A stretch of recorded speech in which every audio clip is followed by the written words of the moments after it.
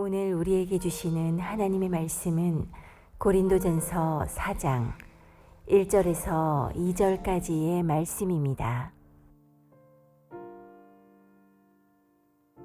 사람이 마땅히 우리를 그리스도의 일꾼이요 하나님의 비밀을 맡은 자로 여길지어다.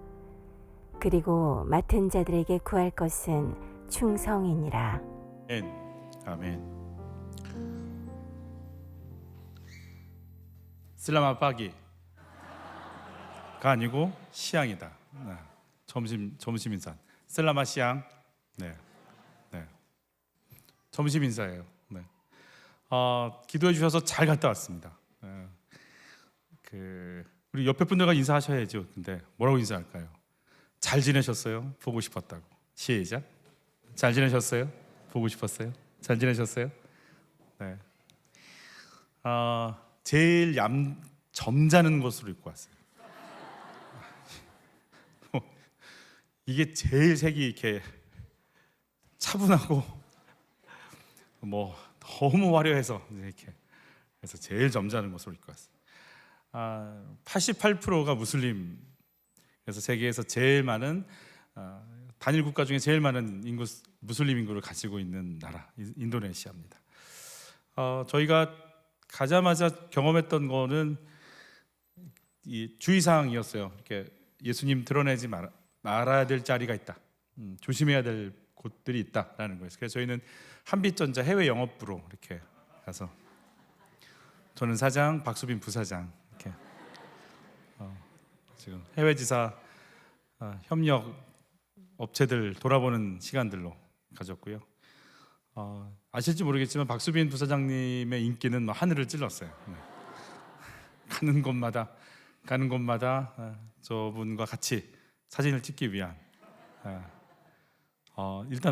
일단 얼굴은 뽀얀하고 봐야 된다라는 걸 경험할 수 있는 좋은 시간.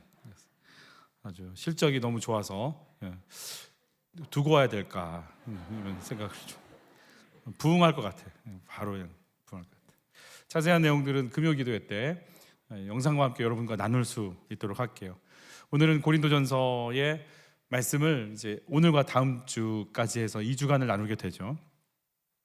고린도 교회는 바울이 전도한 선교한 교회죠. 1년 6개월간 머물면서 복음을 전했던 교회죠. 애착이 굉장히 많겠죠. 고린도 교회는 은사도 많고 또 사람들이 열정도 많은 항구 도시입니다. 은사가 많고 열정이 많으면 좋은 건데, 근데 은사가 많고 열정이 많은 것이 방향을 못 잡으니까요. 이게 자기 은사, 자기 열정을 자랑하는 걸로 가버리게 됐어요. 나는 이런 은사 있다. 나는 이런 거 할 줄 안다. 이러면서 자기를 자랑하는 일들이 벌어지게 되면서 있는 자는 교만해지고 없는 자는 비굴해지고 있는 사람들끼리 서로 모이고 그래서 파벌이 생기고 당이 생기는 그러니까 선교했던 교회, 그래서 부흥했던 교회인데 이상하게 파가 갈라져서 서로 싸우고 있다라고 하는 얘기를 들으니 바울에게 있어서는 참 안타까운 일이 된 거죠. 이 고린도의 교회의 이 연약함을 놓고 안타까워서 주는 처방이 바로 오늘의 말씀들 속에 들어 있게 되는 거죠. 고린도 교회가 뭐가 필요한지, 그래서 바울이 1번 같이 볼게요. 하나님의 비밀을 맡은 일꾼임을 알아야 합니다. 일꾼인데 비밀을 맡은 일꾼이다라는 거예요. 이게 어떤 1절 같이 한번 읽어보도록 할게요. 사람이 마땅히 우리를 그리스도의 일꾼이요 하나님의 비밀을 맡은 자로 여길지어다 그랬어요. 우리가 일꾼인데 비밀을 맡은 자로 여겨달라. 이게 나다 이렇게. 그러니까 하나님이 일을 맡겼는데 그 일이 뭔지를 알아야 될 거 아니겠어요? 일꾼이니까 이 편지를 누구에게 갖다 줘. 자, 이 프로젝트들을 저 회사에게 넘겨줘 라고 하는 그 해야 할 일이 내 가슴 속에 있어야 정확한 주인의 의도를 파악해서 일을 하는 것처럼 하나님이 일꾼으로 부르셨는데 그 일꾼에게 비밀을 맡겼다라는 거예요. 그러니까 그 비밀이 뭔지를 이 일꾼은 정확히 알고 있어야 되는 거죠. 근데 이 비밀은 뭘까? 아주 심플하게 얘기하면 복음을 이야기하는 거죠. 창세부터 하나님께서 인류를 구원하기 위한 구속사의 역사들이 이 비밀이 되는 거예요. 예수를 보내시겠다고 하는 하나님의 구원 계획, 또 예수님 오셔서 죽으시고 부활하시는 실제적인 구원의 역사, 그리고 그걸 내 것 되게 하셔서 가르쳐 주시고 조명해 주시는 성령님의 간섭과 나타나심이, 그게 전체가 복음이 되는 거죠. 바울이 복음을 맡은 일꾼에 대한 자기 고백을 에베소서에서는 이렇게 하거든요. 우리 같이 읽어볼게요. 나는 이 복음을 섬기는 일꾼이 되었습니다. 내가 이렇게 된 것은 하나님께서 그분의 능력이 작용하는 대로 나에게 주신 그분의 은혜의 선물을 따른 것입니다. 내가 지금 이렇게 하나님의 능력이 작용할 수 있는 통로가 돼서 쓰임받는 것은 은혜가 나에게 왔기 때문에 그렇습니다 라고 자기를 이제 소개하고 있는 거예요. 내 삶의 존재 그리고 사역이 이것이다, 은혜다, 이렇게 표현을 하고 있습니다. 돌아다니면서 저희는 쓰레기 마을을 갔어요. 이곳은 현지인들도 잘 모르고 가지도 않는 곳이고 갈 이유도 없고, 쓰레기는 버리면 되지 뭘 쓰레기 마을까지 갈 일은 없잖아요. 이곳에서 하는 일이 뭐냐면 쓰레기를 모아놓으면 그곳에 와서 플라스틱을 골라내서 플라스틱대로 멋대로 이렇게 분리수거하는 거죠. 그걸 파는 일을 하는 거예요. 냄새가 그렇게 심하진 않았어요. 심하진 않았는데, 그러니까 거기에 따라서 집도 아닌데 얼키설키 판자로 이렇게 해가지고 이렇게 사는 그런 분들, 쪽방촌처럼 해놨어요. 정식 허가가 된 집도 아니고요. 이쪽에서 허가가 우리 저 땅 쓸 테니까 비키세요 그러면 그냥 그날 없어지는 집들이에요. 다시 또 이쪽 생기는 거고요. 막 도처 이렇게 흩어져 있는 그런 마을입니다. 그곳에 있는 아이들은 학교 갈 꿈도 못 꿉니다. 뭐 없습니다. 대학생들이요, 대학에서 대학원 박사까지 가는 그 포인트 비율이 몇 프로냐면 1.5% 정도밖에 안 돼요. 대학 간다는 것 자체가 어마어마한 거고요. 대부분 초등학교, 중학교를 나와서 다 일하러 가는 아이들이죠. 그러니까 그 쓰레기를 모아서 팔아서 사는 사람들이니까 뭐 교육은 꿈도 못 꾸는 친구들인데, 이곳에서는 저희들의 신분을 노출시킬 수가 없었어요. 그래서 예수라는 말을 할 수도 없었고 어떤 말도 할 수 없었어요. 그저 그냥 풍선 불어주고 마스크 팩해주고 침 놔드리는 일 정도 하고 그런 일들을 했을 뿐이죠. 쓰레기를 줍다가 복음도 못 듣고 죽어갈 생각을 하니까 좀 막막한 거죠. 그 물어봤습니다. 이제 물론 그 문장만 이제 이렇게 한국어로 써서, 나 인도네시아 말 못하니까 당신한테 혹시 기도해줘도 되냐? 그러니까 이 사람들 기도받는 거 되게 좋아해요. 그래서 해줘도 된다고 기도하는 거죠. 근데 그 다음부터는 어차피 그 사람도 못 듣고 나도 모르니까 그 다음부터 이제 한국말로 하는 거지. 뭐라고 하겠어요? 하나님, 저희가 여기 왜 왔을까요? 그리고 이 사람들은 여기 왜 있을까요? 하나님, 이들을 향한 계획이 뭐가 있으세요? 저희는 어떻게 해야 돼요? 제발 구원의 문을 좀 열어주세요 라고 기도하는 거죠. 근데 그 기도를 하면서도요, 어떤 마음이 드냐면, 저희는 모르잖아요. 이제 처음 와서 이제 처음 만난 거잖아요. 근데 하나님 이들을 보고 계실 거 아니에요. 또 이들을 향한 하나님의 구원 계획이 있을 거 아니에요.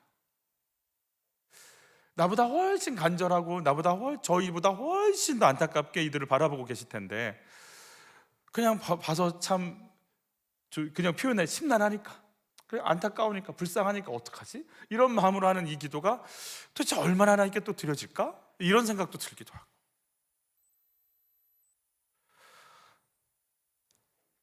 그 은혜를 받았어요. 저희가 은혜죠.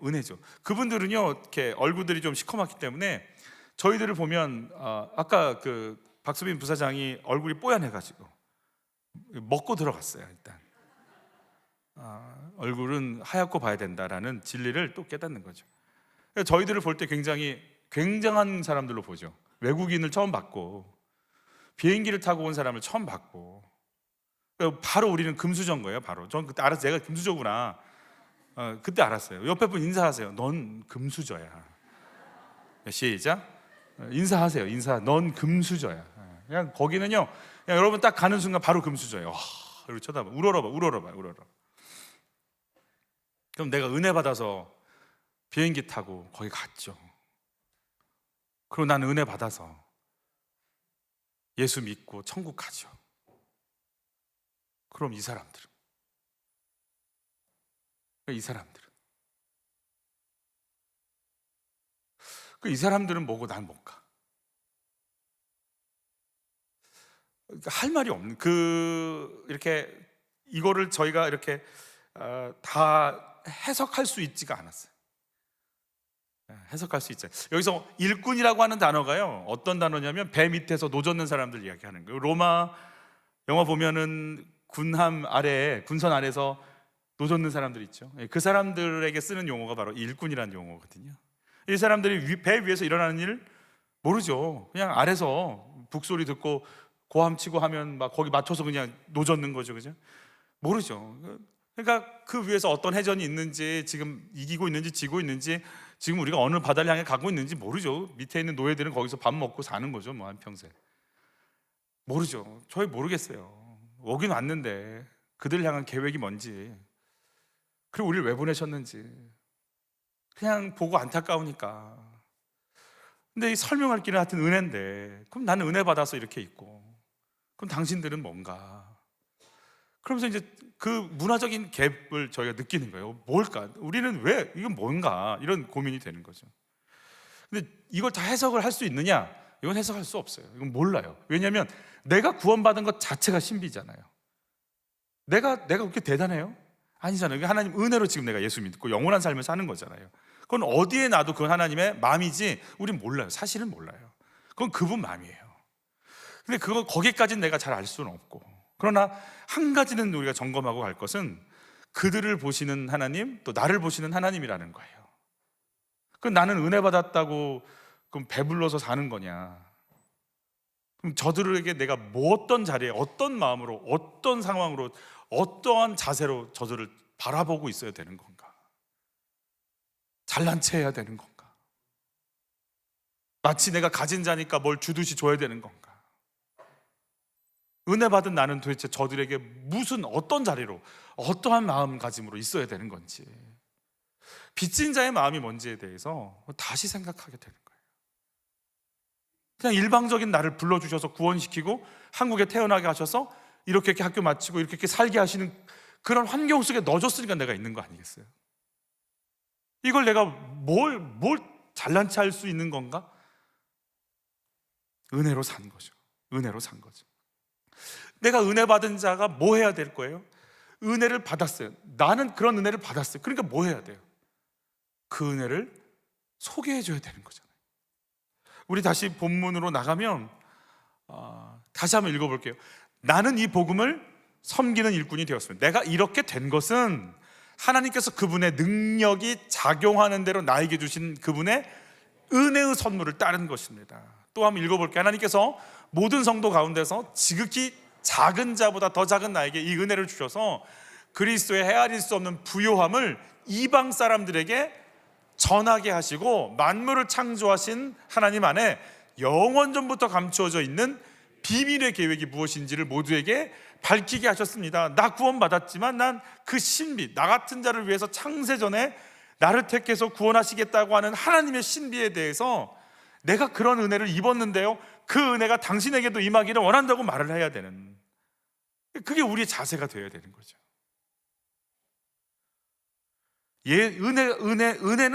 은혜는 뭔가 구원이죠.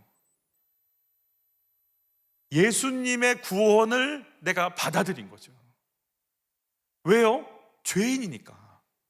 죄인이 왜? 죽으니까. 용서 아니면 살 길이 없으니까. 그래서 여러분, 은혜를 받는다라는 건 내가 누군지 아는 거예요. 내가 예수 아니면 영원한 저주에 갈 수밖에 없는 인생이구나, 이걸 영혼 속에서부터 받아들인 거예요. 이거 내가 잘나서 받은 게 아니에요. 그분의 일방적인 부르심이고 채우신 거예요.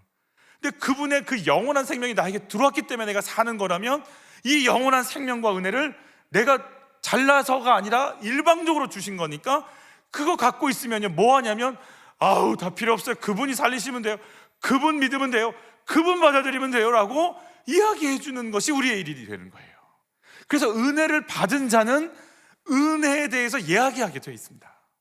영원한 생명을 받은 자는 영원한 생명을 소개하고 싶어지는 거죠. 그래서 여러분, 은혜를 받으면요, 내가 은혜로 살았구나, 모든 게 감사하구나, 이게 내가 살아있는 것이구나, 이게 깨달아지기 시작하고, 사람들을 만날 때 나에게도 은혜가 왔기에 당신에게도 은혜가 필요한 거군요, 당신에게 은혜가 있으면 되는 거예요 라고 은혜를 소개하기 시작하는 거예요.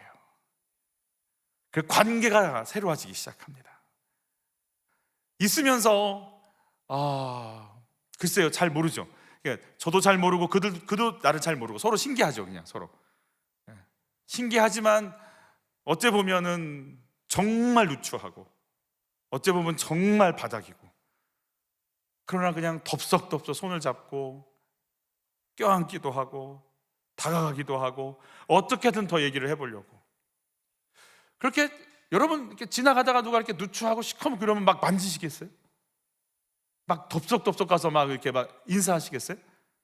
돌아가지 않겠어요? 이렇게? 은혜라고 하는 개념에 들어가니까 내가 피해가야 될 사람들이 아니라 내가 찾아가서 만나야 될 사람들이 되기 시작하는 거죠. 여러분, 이 은혜를 누리고 감격해하는 사람들, 그리고 이 은혜를 전하는 사람들을 뭐라고 부르냐면 교회라고 부르는 거예요. 나를 살리신 예수, 내가 증거해야 될 예수, 그 모임을 우리가 교회라고 부르는 거예요. 고린도 교회가 은혜로 용서받고 구원받고 그걸 누리는 공동체가 되어서 예수 얘기를 해야 되는데 파벌이 생기는 거예요. 아볼로파, 바울파, 게바파, 예수님이 나눈 건 아닌데 나머지는 그리스도파, 이러면서 4개 파벌로 나눠져서 이제 서로 이게 견제하는 일들이 벌어지는 거죠. 여러분, 내가 은혜 가운데 쑥 들어가잖아요. 그러면 누구 드러내고 싶냐면 예수 드러내고 싶은 거예요. 혹시 이런 분이 계세요? 저는 사실 이런 얘기 들은 적이 있어가지고, 우리 목장이 너무너무 좋아, 너무 좋으니까 우리 목장에서 다른 목장으로 가라고 하면 나는 교회를 옮길 거야, 이렇게 얘기하는 귀한 분이 계셨어요. 무슨 말인지는 알겠어요. 그만큼 그 목장에서 교제하고 사랑을 받고 그런 나눔이 있었다라는 거잖아요. 근데 교회 정착하려면 섬김과 나눔이 있어야 되는 거니까, 절대적으로 필요하니까. 그런데 복음을 알게 되면 우리가 깨닫는 게 한 가지 있죠. 뭐냐면 그 섬김과 나눔과 그 돌봐줌이 왜 있었는가? 예수님 때문에 있었다라는 거죠. 결국은 내가 복음을 깨닫잖아요. 그러면 내 주인이신 분이 예수님이신 걸 눈을 뜨게 되는 거고, 그 주인이 너는 어느 배에 가서 저쪽 라인에 들어가서 저라고 얘기하면 예라고 가서 젓는 것이 평생 거기서 노졌다가 가는 게 우리 일이 되는 거예요. 내가 이 사람들과 만나서 좋아, 나는 저 사람들과 만나서 좋아로 끝내는 게 교회가 아니라 진짜 주인이신 예수님 만나면, 얘야 이번엔 저들에게 가야지, 얘야 이번에는 저들에게 가서 섬겨야지, 그러면 노젓는 친구는, 이 친구는 그냥 거기 따라서 가는 거예요. 너는 이제 좌우로 우로 바꿔서 노져, 그럼 가는 거고, 너는 앞에 가서 해, 너 일어나와, 너 다른 배에 가야겠어, 그럼 가는 거지. 주인 말 듣고 움직이는 일꾼이 되는 게 예수 만난 자가 있어야 될 자세인 거예요. 인도네시아, 그래서 선교사님이 그 얘기하세요. 제가 이제 이름이나 이런 것들은 잘 말씀을 못 드릴, 왜냐하면 이분들은 한 20년 정도 이곳에서 다른 직업으로 활동을 하세요, 일부러. 그래야만 현지인들을 만날 수 있으니까. 그래서 이제 참 제가 이게 표현하기도 쉽지 않고 좀 그래요. 이런 것들 조금 이렇게 얘기하는 거에 대해서 좀 이해를 좀 해주시고 들어주셨으면 좋겠어요. 현지인들이 자기 이름을 물어본대. 신학교에 가서 강의도 하고 가르치기도 하시거든요, 이분이. 근데 현지 이제 신학생들이나 뭐 거기 있는 교수님들이 당신의 본명을 좀 알려달라. 그럼 그분이 그러신다는 거예요. 알아서 뭐 할 거냐, 그냥 이 이름으로 불러달라. 그리고 내가 선교지 와서 내 이름 남기려고 선교지 왔냐? 예수님 전하려고 왔지. 내 이름 몰라도 된다. 그건 중요하지 않다. 그러면서 자기 소원이 있다면 나보다 예수님을 더 사랑하는 사람, 현지인들이 일어나서 이 공동체를 섬기고 사랑할 수 있다면 나는 그날 그렇게 은퇴하고 사라져도 나는 여한이 없고 나는 너무 행복할 것 같다. 그래서 아침마다 눈을 뜨면 기도하는 게 내가 잘 죽을 수 있도록, 내가 드러나지 않고 예수님이 드러날 수 있도록, 내가 잘 죽을 수 있도록 아침마다 하는 기도가 그 기도라는 거예요. 선교사님이 또 이런 말도 합니다. 자기 선교지에 2번 온 사람은 제가 처음이래요. 제가 10년 전에 갔다 왔거든요. 선교사님 또 올게요 라고 가지만 다시 오는 사람들은 없대요. 근데 그분이 이렇게 얘기해요. 뜻대로 되지 않지만 하나님이 허락해야 되는 일이니까. 근데 저는 그 마음이 가슴에 왔어요. 하나님이 허락해야 오는 거니까요.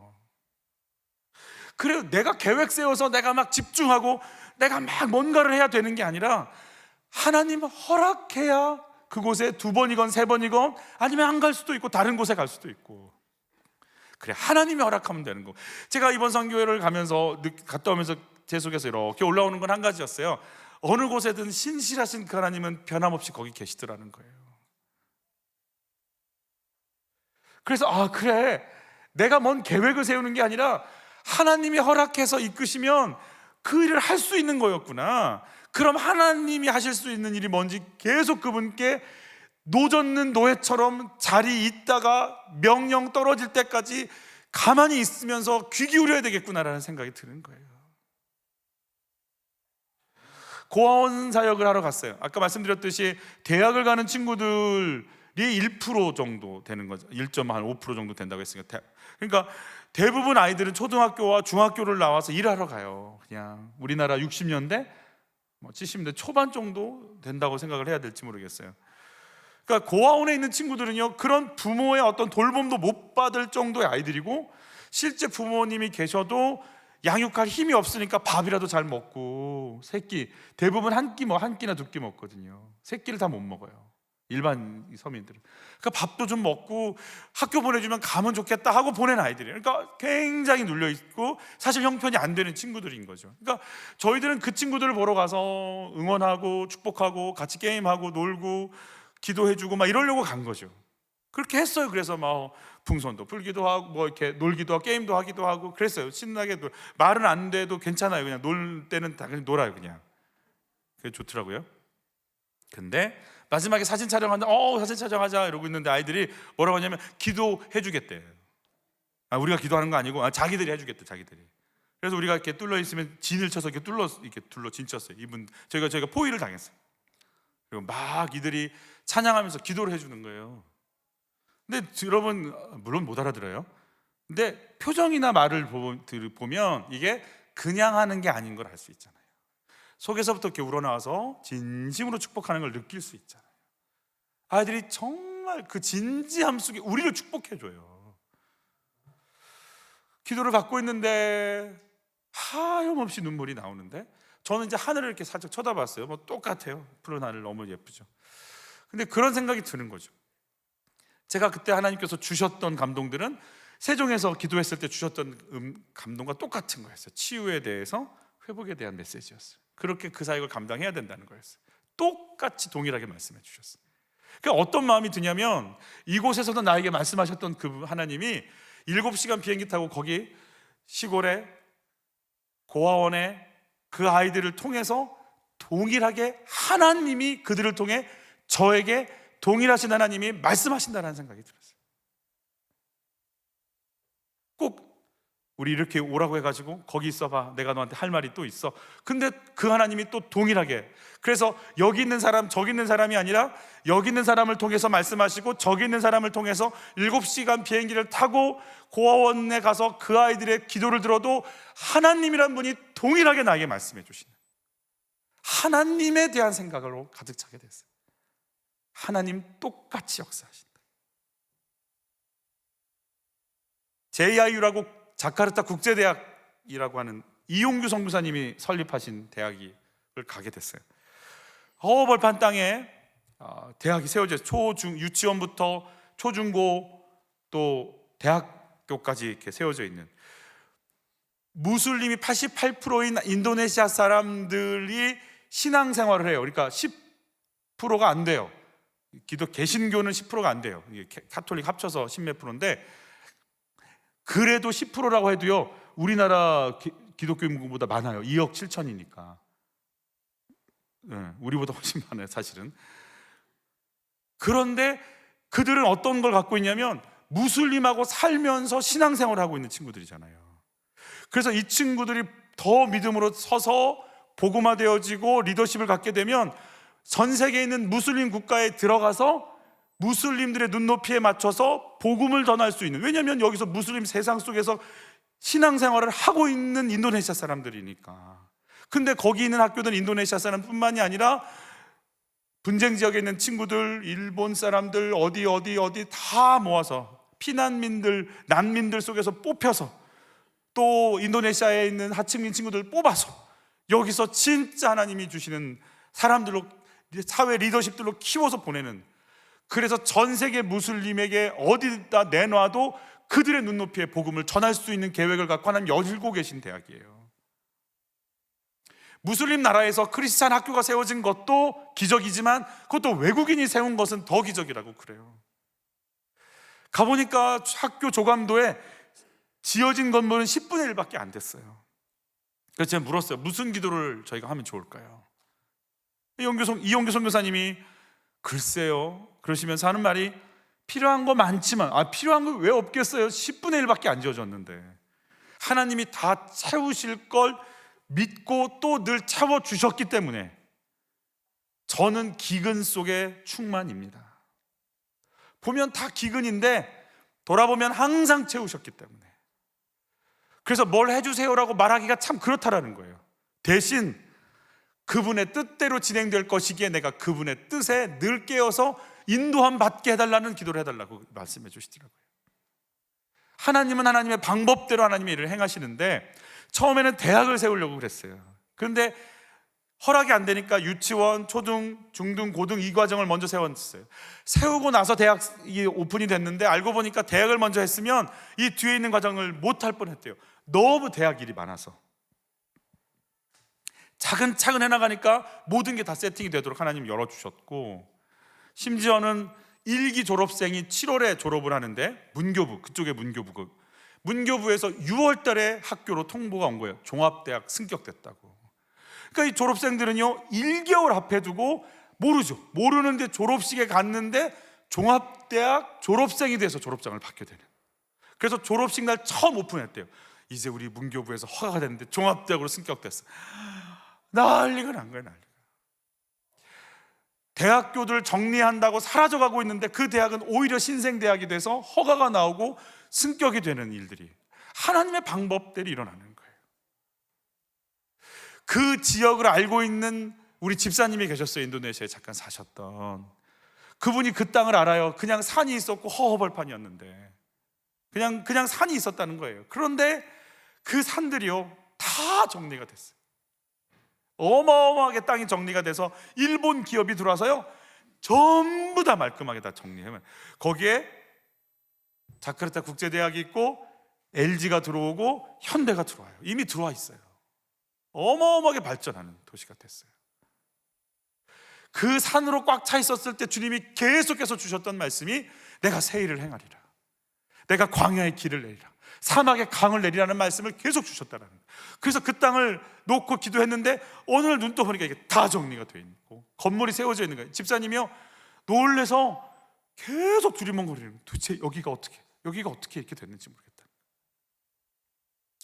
선교 기간 중에 저희는 아침에 큐티하고 저녁에는 나눔을 했어요. 계속해서 했어요. 그러니까 자카르타 국제대학을 보고 나서 그분들 땅을 보고 얘기할 수밖에 없었던 것은 인도네시아의 그 지도층 가운데 크리스찬들이 더 들어가서 인도네시아를 복음화시킬 수 있고 이끌어갈 수만 있다면 그 저력이 있는 나라니까. 2050년인가요? 그때는 세계 4위 국가가 된대요, 경제력이. 우리나라는 10위권 밖으로 밀려나가고 2050년대는 걔네들이 올 수 있어요. 이 친구들이. 조심하세요.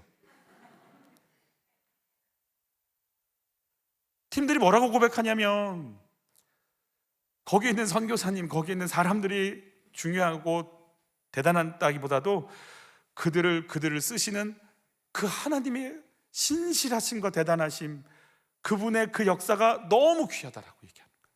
사람이 아니라 그들 넘어서 그들을 다 끌고 계시는 하나님, 그 신실하신 하나님이 얼마나 위대한지 모르겠다라는 거예요. 여러분, 나는 내가 좋아하는 사람, 싫어하는 사람에게 집중합니까? 좋아하건 싫어하건 그를 만나게 하시고 교제하게 하시는 그 크신 하나님께 집중합니까? 교회 안에서 내 편과 내 편을 갈라보신 적이 있으셔요? 여러분의 열심 때문에 문제가 생긴 적은 없으세요? 지금 내 앞에 있는 사람, 내 목장 안에 있는 목원이 하나님이 보내신 분이라고 여겨지세요? 그렇다면 어떤 마음과 가치관으로 대하실 수 있으시겠어요? 하나님이 이 사람들을 대하게 했다라고 한다면 우리는 달라지기 시작하는 거예요. 두 번째, 같이 한번 읽어볼게요. 나를 기대하시는 주님을 인정해야 됩니다. 2절 같이 봤습니다. 그리고 맡은 자들에게 구할 것은 충성이니라. 그러니까 하나님이 우리에게 일을 맡겨놓으시고 나서 뭘 원하시냐면 유능을 원하는 게 아니라 충성을 원한다고 말씀하세요. 여기서 충성은요, 신실이라는 단어로 다 번역이 되어 있어요. 고린도 교회의 문제의 가장 핵심 속에 뭐가 빠져 있냐면 충성, 신실이 빠져 있기 때문에 문제가 생긴 거다라고 얘기하는 거죠. 그러면서 이 충성에 대한 얘기를 바울이 디모데에게 이렇게 이야기해요. 같이 읽습니다. 나를 능하게 하신 그리스도 예수 우리 주께 내가 감사하면 나를 뭐하게 여겨? 충성되이 여겨. 내게 직분을 맡기심이니 그랬어요. 주님이 나를 뭐하게 여기신다고요? 충성되게 여기신다는 거예요. 그러면서 나를 충성되게 여기시는 그분, 그 하나님 앞에 내가 어떤 마음으로 사역을 하는지 바울이 디모데에게 이렇게 이야기합니다. 같이 읽죠. 내가 전에는 비방자요, 박해자요, 폭행자였으나 도리어 긍휼을 입은 것은 내가 믿지 아니할 때에 알지 못하고 행하였습니다. 우리 주의 은혜가 그리스도 예수 안에 있는 믿음과 사랑과 함께 넘치도록 풍성하였도다. 바울의 열심과 열정을 가지고 한 일이 뭐냐면 믿는 자 잡아 죽이고 스데반 집사 돌로 쳐서 죽인 거잖아요. 그래서 내가 버림받고 그냥 그 자리에서 그냥 하나님이 나를 버려버릴 수도 있는데, 그런 나를 붙잡아다가 은혜를 입히시고 복음을 전할 수 있도록 나를 여기까지 인도하신 주의 사랑과 은혜가 넘쳤다, 이렇게 표현하는 거죠. 여러분, 우리가 살 길은 다른 게 없어요. 주의 사랑이 넘치시기를 축복하는 거예요. 우리 안에 그게 막 넘치시길 바라요. 우리 눈 뜨고 있기 때문에 음란한 것을 볼 것이고, 우리가 귀가 열렸기 때문에 시기질투하는 소리를 들을 것이고, 내 입이 열렸기 때문에 원망과 불평이 나올 거고, 내가 듣는 귀 보는 것들이 있기 때문에 두려워할 거고 좌절할 거지만, 나는 너를 향한 계획이 있고 섭리가 있고 이끌어갈 거라고 하시는 하나님의 간섭과 간절함과 소원이 내 속에 넘치게 되면 이것들이 아니라 주님 따라갈 수 있는 힘이 우리를 이끌어갈 걸 믿는 거예요. 여러분, 정말 하나님의 힘이 여러분에게 넘치기를 바라는 거예요. 그냥이 아니에요. 그냥이 아니에요. 그 힘이 나를 붙잡고 가지 않으면 그냥 밀려버리는 거 아니겠냔 말이에요. 바울에게 나가 영원히 버림받을 밖에 없는 인생을 붙잡고 은혜로 나를 이끌어가는 그 넘치는 은혜가 내게 있어. 디모데는요 지금 힘들어요. 근데 바울을 보면요 출애굽의 모세 같아. 오, 너무 대단해. 근데 바울이 뭐라고 하냐면 아니야 나는 핍박자요, 방해자, 회방자였어. 이런 내게 은혜가 와서 나를 이끌어 간 거야. 너에게도 그 은혜가 임하면 돼. 그러면서 충성된 삶을 살아가는 은혜 입은 자가 어떤 삶을 살아가야 되는지 디모데에게 또 이렇게 얘기해. 같이 읽죠. 아들 디모데야, 내가 내게 이 교훈으로서 명하노니 전에 너를 지도한 예언을 따라 그것으로 뭐하라? 선한 싸움을 싸우라는 거예요. 싸워야 된다고 얘기. 여러분, 싸워야 돼요. 나 자신과 싸워야 돼요. 내 속에서 막 올라오는 정욕 따라가, 난 따라가, 분노 속에 너를 던져, 혈기를 의지해 라고 하는 나와 끊임없이 싸워야 돼. 여러분, 이 싸움을 멈추시면 안 돼. 예수 잘 믿으려면 잘 싸워야 돼. 사람과 싸우는 게 아니라 내 속에서 나를 막 망가뜨리려고 하는 세상과 매일같이 싸울 수 있는 힘이 있어야 돼요. 여러분, 그래서 눈이 막 반짝반짝 빛나야 되는 거예요. 내 속에 있는 것들하고 내가 싸워야 될 건데 이것들이 나를 이끌고 가면 안 되는데, 분노가 나를 이끌고 가면 안 되는데, 원망이 나를 이끌고 가면 안 되는데, 내 눈이 빛나야 돼. 옆에 한 눈 좀 보세요. 이게 싸울 애인지 자다 깼는지. 그러면서 싸우지 않는 자들이 어떻게 됐는지 이렇게 같이 읽죠. 믿음과 착한 양심을 가지다. 어떤 이들은 이 양심을 버렸고 그 믿음에 관하여는 파선할 때, 그러니까 파선이 뭐예요? 믿음의 항해를 시작한 거예요. 믿는 자예요, 믿는 자. 근데 파선된 거예요. 암초에 부딪혀서 여행 못한 거예요. 주저앉은 거예요. 믿음 생활했는데 어떻게 됐는지 또 읽어요. 그 후에 후메네오와 알렉산더가 있으니 내가 사단에게 내준 것은 그들로 훈계를 받아 신성을 모독하지 못하게 하려 함이라. 사단에게 내줘버린 바 된 인생, 하나님께 쓰임받는 인생이 아니라 사단에게 쓰임받는 인생으로 살아간다는 거예요. 그러니까 여러분, 깨어서 나 자신과 끊임없는 싸움이 시작돼야 돼요. 그 두려움과 미움과 정욕과 원망과 음란과 날마다 싸우지 않으면 사단이 그냥 잡아버려서 날 쓰기 시작하는 거예요. 그것도 믿음의 공동체 안에서 정확하게 사단에게 쓰임받는 거예요.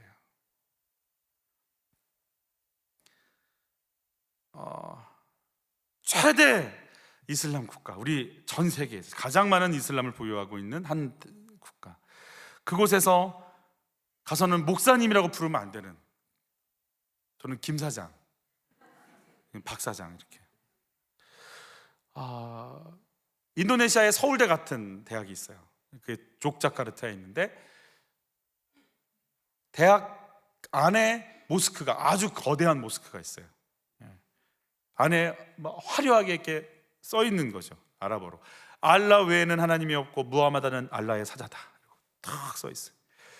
근데 그 속에서 하나님의 일꾼, 하나님의 충성되게 여기는 그 한 사람 한 사람들이 그 속에서 견디면서 그 자리를 지키면서 일을 하고 있는 거죠. 저희가 장애인 마을에서 가서 예배를 또 드린 적이 있어요. 장애인, 그것도 시골이에요. 그러니까 인도네시아 시골에 있는 장애인들이 모인 교회인 거예요. 그러니까 이 정부 지원을 받긴 받는데 이슬람과 좀 다른 거죠. 더 약하고 더 힘든 사람들이 모인 거예요. 신체장애, 또 지적장애를 갖고 있는 분들이세요. 찬양을 하는 분이요, 시각장애인이세요. 키보드를 반주하는 분이 시각장애인이세요. 옆에서 믹서를 만지는 분이 시각장애인이세요. 제가 10년 전에 거기를 갔었어요. 제가 가서 이렇게 그분 잘 알아보지 못했는데 그분이라고 소개를 받고 내가 당시 10년 전에 여기 왔었어요, 이렇게 얘기하니까요, 그분이 듣더니 저한테 그러더라고요. 나를 안 돼. 10년 전에 온 거 안 돼. 10년 전에 왔을 때 우리 이 찬양 불렀다고 그 찬양을 부르더라고요. 물론 전 못 알아듣죠. 제가 저희 팀 중에 한 사람이 그런 얘기 하더라고요. 시각장애인들은 후각이 발달한다. 그럼 난 뭐냐?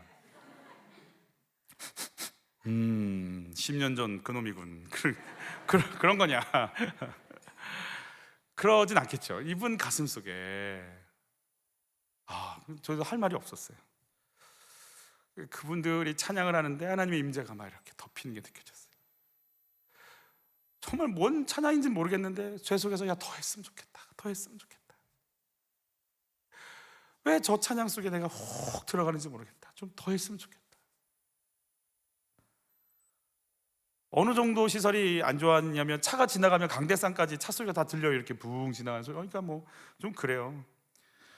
인도네시아 시골 장애인들이 모인 곳에 있는 교회, 거기 하나님 계시더라고요. 저는 거기 계신 거예요. 거기서 내가 너희들의 찬양 내가 받고 있어, 내가 너희들의 찬양을 받고 있어, 이러고 여기 계시다라는 게 느껴지는 거예요.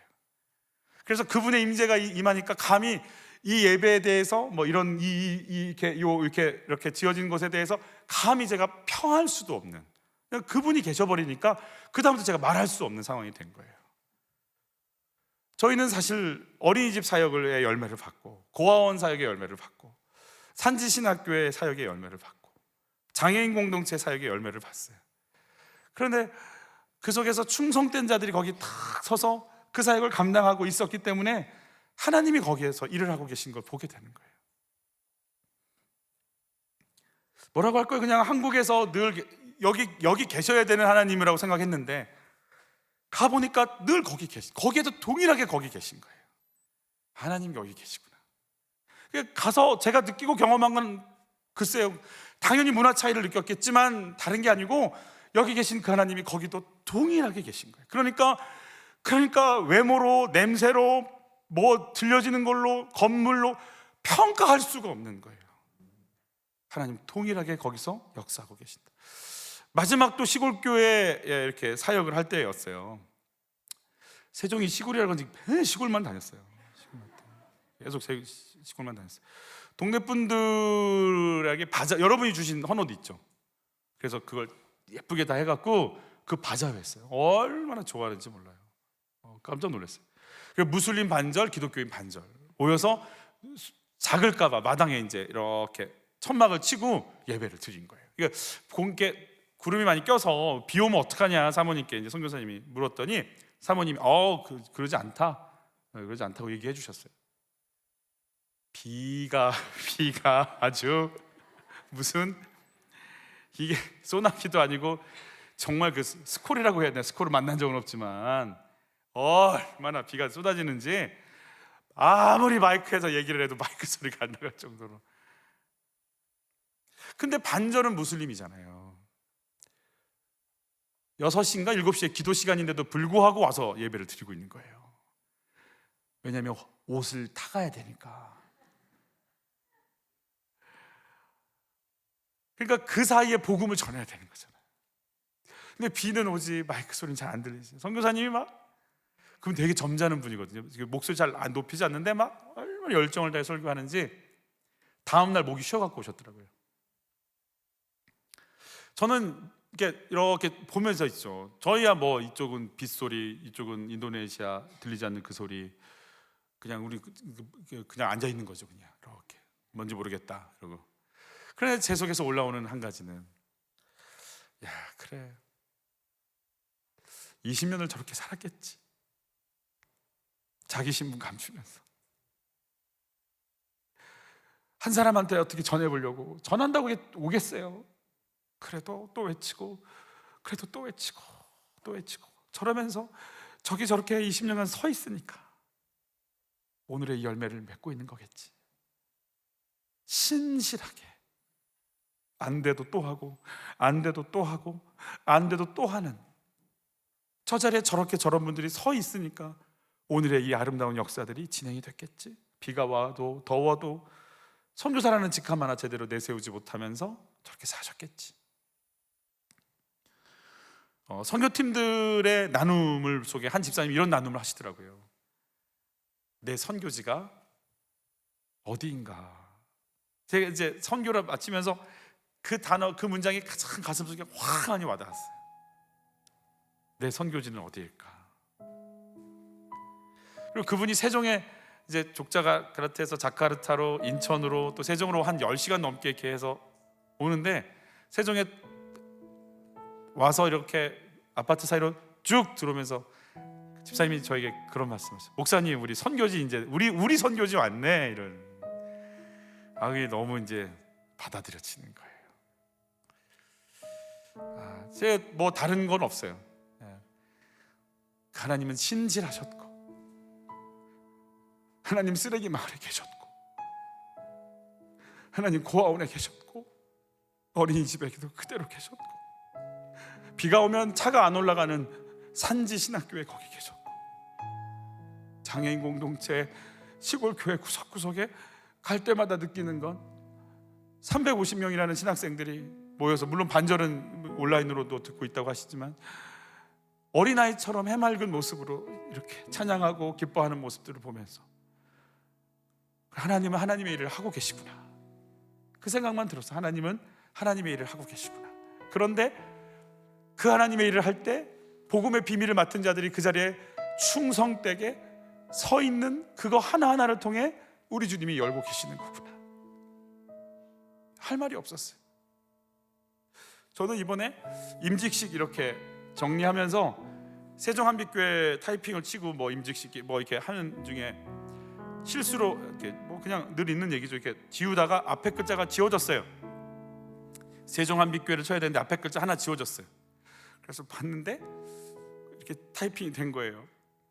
종 한빛교회. 세자가 지워지니까.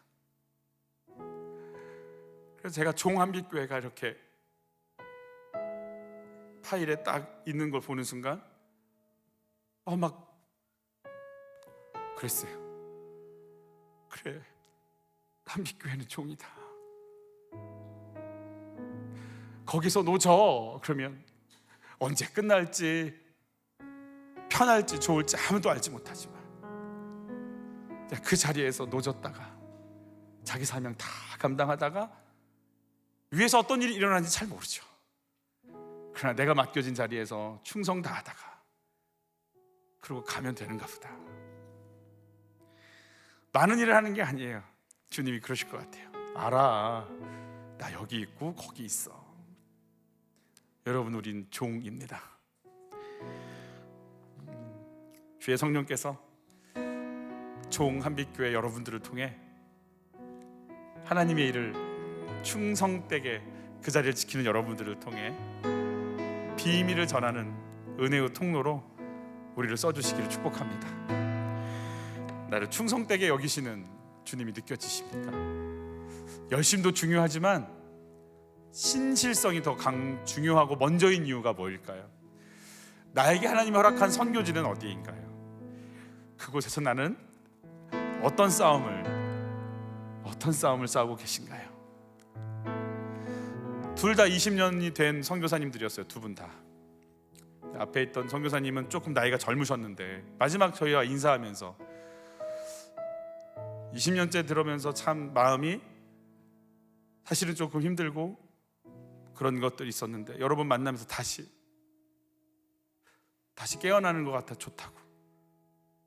20년째 홀로 그 자리를 지키면서 비바람을 맞아가면서 있는 그 충성된 그 한 사람을 통해 하나님이 일하고 계시고 나를 충성되이 여겨. 저도 어제 설교 준비하면서 새벽에 또 잤는데 새벽에 자니까 얼마나 힘들겠어요. 이렇게 설교 준비한답시고. 근데 그렇게 바쁘고 그렇게 피곤하고 그렇게 힘든 몸인데도 불구하고 그 와중에서도 제가 유튜브를 봐야 되고 그렇게 바쁘고 그렇게 힘든데도 불구하고 강진에서 누가 구조가 됐는지 봐야 되고 참 제가 그렇게 시간을 보내요. 근데 제 가슴 속에 울리는 한 가지는 하나님이 저한테 만약에 말씀하신다면 김한규 목사 참 충성돼. 그분이 저에게 하시는 음성이 느껴질 때 왜 딴짓을 못 하겠는 거예요. 김한규 너 참 충성돼. 그분이 나에게 주실 그분의 평가가 우리를 우리 되게 만들고 이 자리를 지키게 만들고 앞으로의 우리 삶을 이끌어 가기를 바라는 거예요. 한빛교회 참 충성돼. 그것 이외에 우리가 남을 것이 뭐가 있을까? 우리 찬양하면서 우리 마음을 하나님께 고백했으면 좋겠어요. 내게로부터는 일들어 주를 보기 시작하네. 주의 일을 보겠네. 내 작은 마음 돌이키사 하늘의 꿈 크게 나네. 주님을 볼 때 모든 시선을 주님께 드리고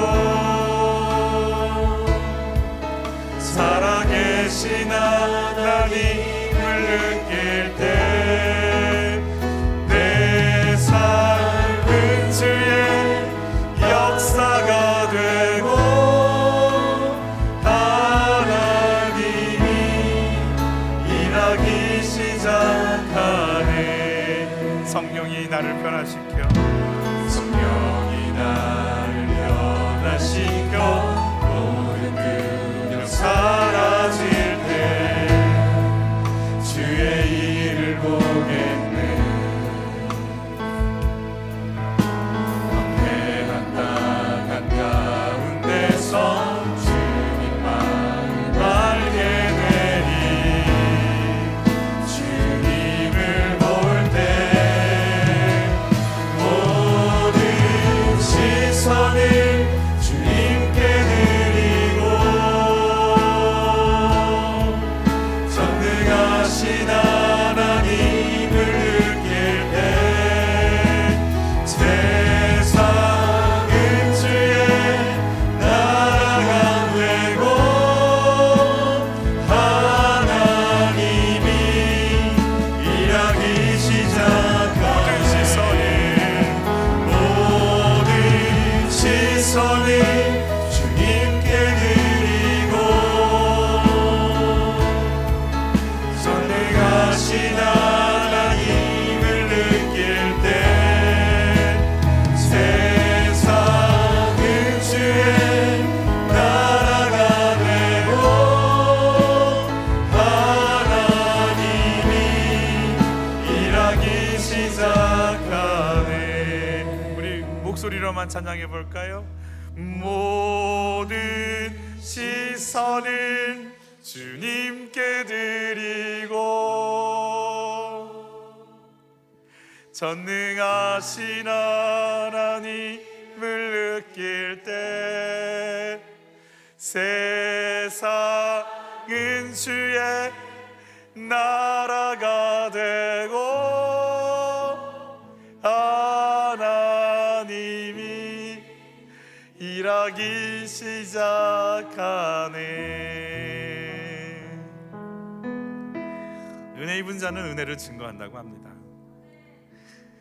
그리고 그 은혜 입은 자에게 구할 건, 복음의 비밀을 맡은 자에게, 맡겨진 자에게 구할 건 충성이라고 합니다.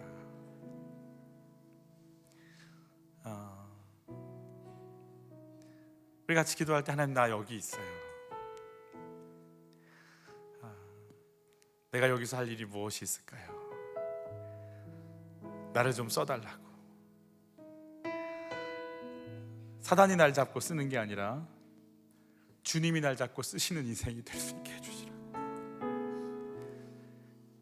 그래서 하나님의 평가를 받는 인생이 되게 해주시라고.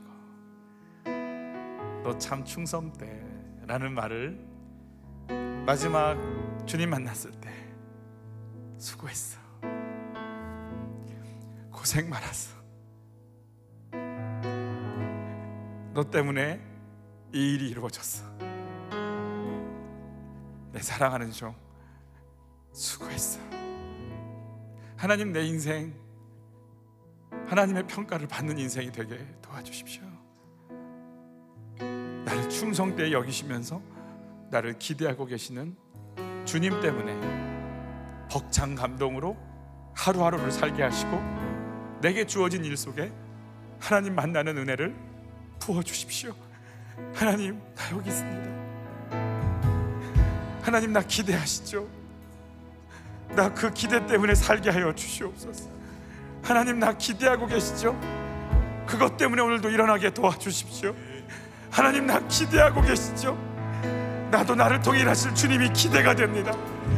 주님, 내 껍질 벗고 내가 있는 이 자리에서 잘 감당할 수 있도록, 내도 잘 저어갈 수 있도록 하나님, 나 깨워주십시오. 우리 주여 한번 외치고 기도로 나갑니다. 주여, 나를 충성되이 여겨서,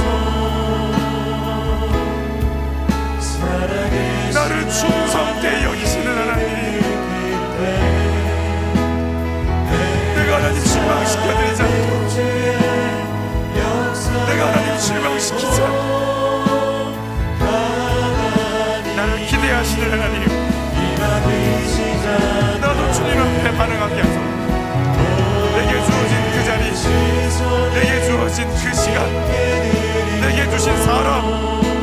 주신 사건 잘 감당해 나가십니다. 내 영혼 열어주시옵소서. 내 영혼 열어주시옵소서.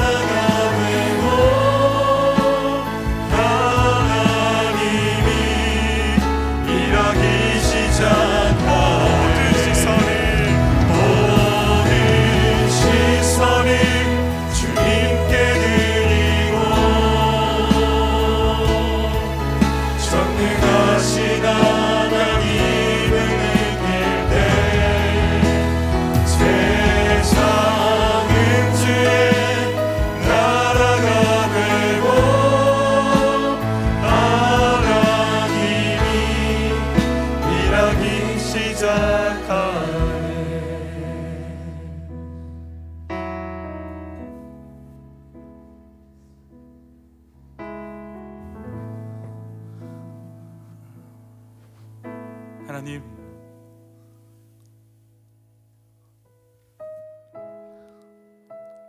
그래 거기 계시더라고요. 하나님, 선교지에 가서 인도네시아 사람들을 만나고 올 줄 알았는데 저는 주님 앞에 변함이 없는 주님 다시 만나고 온 것 같아요. 그대로 계셨어요. 하나님, 그 쓰레기 마을에 계셨고요, 그 장애인 공동체 속에 계셨고요, 그 고아들 안에 계셨고요, 그 비오는 시골 교회 위에 계셨고요, 온 세상에 주님 통일하게 일하고 계셔요. 그리고 제 삶에도 우리 한빛 공동체 위에도 그렇게 하고 계시죠. 하나님, 비밀을 맡긴 자라고 하셨어요. 나 그거 품고 충성되게 잘 나이 들어가게 해주세요. 10년 전 만났던 그분은 이미 하얀 머리가 돼 있는데 주님을 향한 사랑이 식어진 적 없고 주님을 향한 노래가 멈춘 적 없다고 고백했어요. 당신의 신실한 종들을 만나고 왔어요. 그러나 그 충성된 종들을 바라보시는 하나님 마음을, 나를 보시는 하나님 마음으로 나도 동일하게 느끼고 싶어요. 내가 너를 충성되이 여겼다. 하나님, 저는 엉망이고요, 저는 게으르고요, 저는 음란하고요, 저는 교만하고요, 저는 어리석고요, 저는 비교의식에 두려워 떨고요, 사람 우습게 여기고요, 사람한테 눌리고요, 응어진 것 때문에 아파하고요, 힘들어하고요, 도망가고 싶고요. 하나님, 어느 것 하나 제대로 된 것 없는 인생인데 나를 충성되이 여기신다고 그러시네요. 아무리 생각을 해도 나는 충성되지 않은데 나를 충성되게 여기시네요. 하나님, 그래서 뭐 하나 잘난 거 없고 어디서부터 고쳐야 될지 모르는 저지만 그냥 주님이 나를 충성되게 여기신다니까 그냥 한 걸음 한 걸음 가볼게요. 엉망인데, 정말 엉망인데